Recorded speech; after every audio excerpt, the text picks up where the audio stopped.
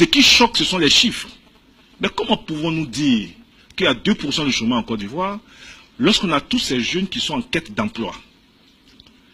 Quelle est la crédibilité de ces chiffres quand on voit à la maison, chez nous-mêmes, des jeunes qui ne travaillent pas? Mais là où on aurait dû nous mettre d'accord, et ça c'est une tare, c'est sur la définition du chômage. Chacun n'a pas donné sa propre compréhension et sa propre définition du chômage. C'est le Bureau international du travail qui donne la définition du chômage. Et c'est cette même définition qui s'applique dans tous les pays au monde. Et au nom de cette définition qui va au-delà de nos perceptions, et selon les critères, là où vous avez 2% de chômeurs, 2,8% de chômeurs en Côte d'Ivoire, au Libéria, vous avez 3% de chômeurs. Au Mali, vous avez autour de 5% de chômeurs. Mais là, on ne crie pas. Mais vous pouvez aller consulter les documents, vous avez le taux de chômage dans tous ces pays. Mais sur la base de la définition stricte donnée par le Bureau international du travail. Ensuite, il y a un autre débat.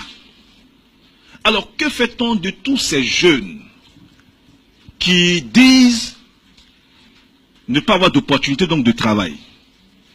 La Banque mondiale va produire un rapport il y a 2-3 ans.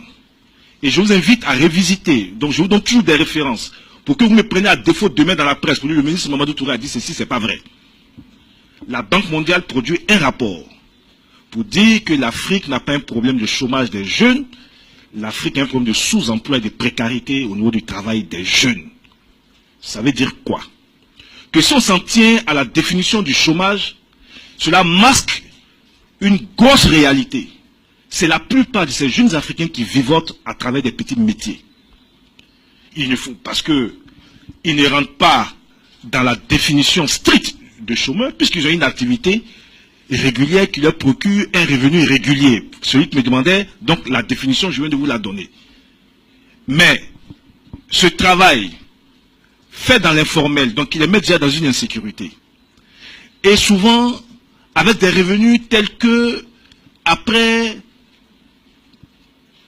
le bénéfice dégagé ne leur permet même pas de vivre décemment. Ces jeunes-là vivent dans une certaine précarité. Nous n'avons pas les mêmes structures d'emploi qu'en Europe. En Europe, l'emploi informel n'existe quasiment pas. Nous sommes dans des économies très structurées où vous avez l'emploi formel qui est beaucoup plus important, là où dans notre pays, 97% des emplois sont du secteur informel. Donc, au lieu de discuter des chiffres, allons d'abord premièrement sur les définitions, en second lieu sur les réalités, et on pourra faire ressortir réellement la situation des gens qui nous entourent.